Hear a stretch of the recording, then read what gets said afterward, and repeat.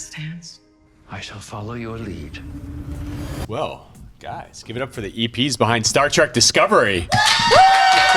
Little thing we do. We weren't expecting that, were you? It's just a little thing we do.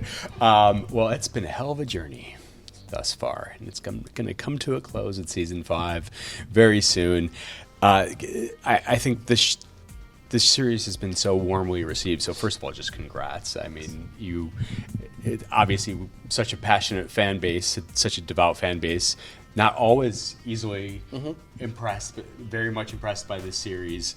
I think it was Wilson who said on Threads that this was going to end on a high note. And of course, I'm not going to ask you guys to spoil the ending, but how did you approach the task of resolving this in season 5 and wanting to send everybody home happy? Do you want to talk about, because that was, you had a... No, you go. Oh, all right. I'll come up behind you.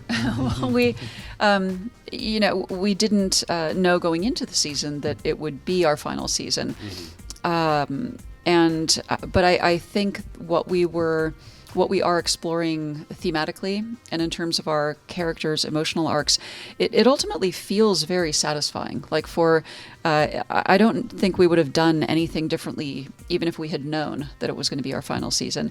And then fortunately, the studio and the network gave us the opportunity to go back and do some additional shooting so that we could wrap up the series as a whole. And, I think ultimately when you're ending a series of any kind, but particularly one as beloved as this, you want to make sure it feels satisfying, and you want the characters to have a really a good ending. You don't want to leave any hanging threads that will be uncomfortable. You want to wrap everything up in a really positive way, and I think that we were able to do that. I'm really proud of how it turned out. I'd love to, if you guys could take us back to the beginning of this journey and tell us a little bit about sort of like what your expectations were then, and sort of how the series has sort of evolved through the 5 seasons since.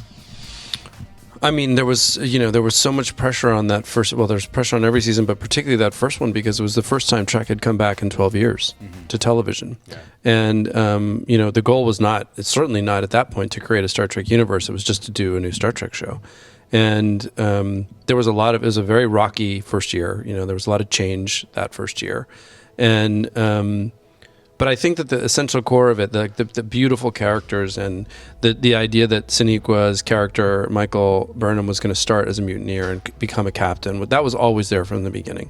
And so it was really nice to see that evolve. I think what you want to do when you create a season of television is say, there's a couple stakes I want to put in the ground for things I know I want to get to, but I also want to leave myself a lot of room to discover new things that I didn't expect were coming.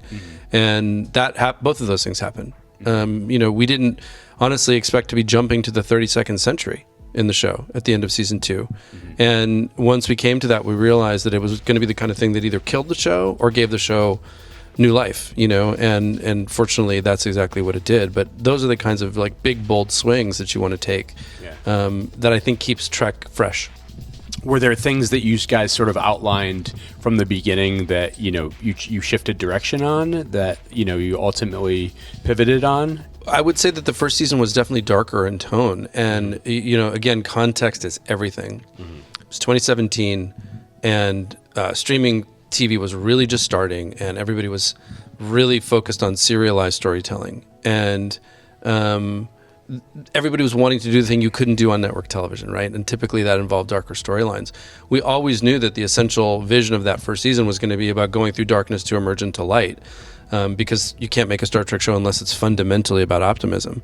But I would say that starting with season 2, which was when Michelle came in, we really tacked toward, okay, now we're going to embrace that optimism. So the tone, I think, of the show changed a lot in season 2. There's always intrigue around Burnham and Book. They're, your Ross and Rachel of Discovery. Can you tease sort of what their relationship looks like at the top of season 5 and how it might evolve? Well, we know at the end of season 4 that they go their separate ways. And obviously David is a part of the show in season 5, so Book is going to come back in some capacity. I think I'd say that it'll be a bit of a rocky road, and who knows what to expect. The will they or won't they? The will they or won't they? Continues. Yes. But Grudge will always be queen. I think we can just say that outright. And Doug has teased that there could be a change in his status in the Starfleet and Saru's status. Can you guys add to that at all? Not sure what we can say without spoiling anything, but we do, every season, at the start of the season, we think about where our characters have been, what our characters have not yet experienced, what are the emotional journeys we want to take them on, where are the new places we can take them. So that always informs what we're going to do with the characters. And Saru definitely has an interesting journey this season on a couple of levels. A few new characters being added into the mix for season 5. There's Raynor, there's Mole, there's Locke. Can you guys talk about these characters, these new characters, and sort of how they mix in, how they're going to affect the story? Sure. Go for it. I'll go for it. Yeah, we have Mal and Locke, Elias Tufexis and Eve Harlow, wonderful actors.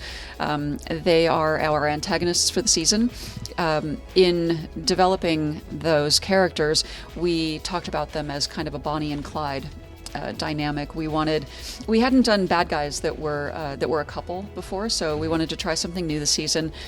And we also thought it was very important to, of course, as with all of our characters, make them multidimensional.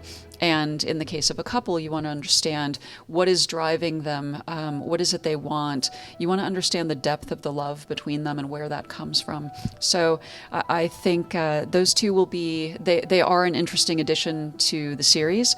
And I think people will unexpectedly find themselves maybe even rooting for them, even though they're up against our heroes. And then Callum Keith Rennie, who plays Raynor, is also a wonderful addition. He comes in as Captain Raynor, and I don't want to say too much about him except that he is a bit of an antagonist with Burnham, not in the bad guy sense at all. He's a good guy character, but we will see Burnham grow through her interactions with him in a different way than we've seen her before. And so that's always a question with characters: is if you're going to bring in someone new, how do they impact our existing characters? How do they help highlight those character arcs for our existing folks? And all three of those do that in really interesting ways this season. There's also a space motorcycle that was teased in the trailer. It's Michael. I think Michael is driving it, I believe. The sand, is that the Sand Runner? I think so. Yeah, they're on sand. Yeah. Sand Runners. Yes. Yeah, you'll see that in the premiere. Anything, because fans were really excited. This was just something you saw sort of called out a lot when the trailer hit. Can you guys tease that a little further? It's cool looking. Yes. I mean, you talked about the fact that you guys didn't know that season 5 would be your last. So I imagine that probably, made things ultimately a little more emotional by the end. Can you talk about the emotions involved, especially? So how bittersweet was this? I mean, you had 5 amazing seasons, but how tough was this to say goodbye to? I think we felt a lot of things, one of which was, wow, we really picked the right topic to hit our last season with. It doesn't feel like, oh, wait, we were on a different train and now you're ending on a cliffhanger you'll never find out the answer to. It was a very complete story that has the benefit of also feeling like it's about endings. And that wasn't really intentional, at least not consciously intentional. But, the studio did allow us to come in and, as Michelle was saying, do a coda. And I think that what that really let us do is end the series in a way that feels satisfying so that nothing's really left dangling. Very emotional for everybody, but mostly gratitude. Honestly, it's been an unbelievable run. 5 years of any show these days seems like a miracle, and it feels like most people, based on the watch patterns that, I understand, seem to check out after 2 seasons of anything, and so I think we just felt like the fact that our fans have stayed with us and have continued to grow with each iteration of Star Trek is really beautiful. This has been, when people talk about it being a family, this really was. I mean, everybody really loves each other deeply on this show, and it's not just the cast, it's the writers and the directors and the crew. Like, it really became a wonderful family. So I think some of it was the sort of feeling of like not getting to see your family every day. Mm-hmm. The good news is that many of those same people on the crew are now moving over to Starfleet Academy. So we get to do that too, so it's not, what do they say? It's farewell, not goodbye. Yep. So there's a lot of that. Were there tears on set? Oh yeah. Wrapped. Yeah. Wow. Who cried the hardest? I don't know. I don't know. But there were a lot of tears. That's a tough one. I'm asked the cast. Yeah. I'll report back. Okay. What are you guys proudest of when it comes to the legacy of Discovery and the sort of grander canon of Star Trek? I think I'm proud of a lot of things. We made a movie every week. That's unbelievable. I'm really proud of the diversity on camera, behind the scenes. I'm proud of the emotional storylines we've told. I'm proud of the impact, and I feel honored to have been part of that on the audience. Going to different events and hearing people talk about how they relate to a particular character and what they have gone through, and that has given them the ability to do something in their own lives that they didn't think that they would be able to do.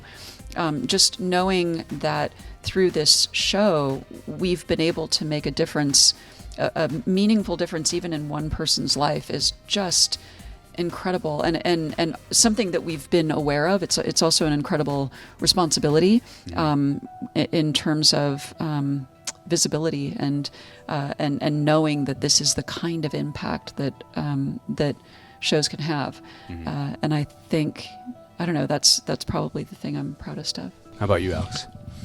I'm all of that, and I'm proud that Discovery ushered in a new era of Star Trek. It really did. Like, all these other shows that exist and that are upcoming would never have existed without Discovery. Yeah. And so Discovery, we went from 12 years of just like dry bone desert in the world of Star Trek TV to having, a lot of it now, and that's all because of Discovery. You mentioned the crew moving over to Starfleet Academy. What do you do? No, not the. I mean the people who work on the show. The people, not the people on the show. Yeah, that's right. That's what I meant. That's what I meant too. Didn't want to confuse anybody. Yes. The behind the scenes crew. But I want to know, has there been any conversations about the future of any of these characters? I mean, in terms of crossovers, is there any hope for fans of these characters, that they've really fallen in love with over the years, that we might see them again? There's always hope. There's always hope. Say that. Yeah. Cool. Well, thank you guys for coming in. Thank you. All right. Thanks a lot. Star Trek Discovery, Michelle and Alex, guys.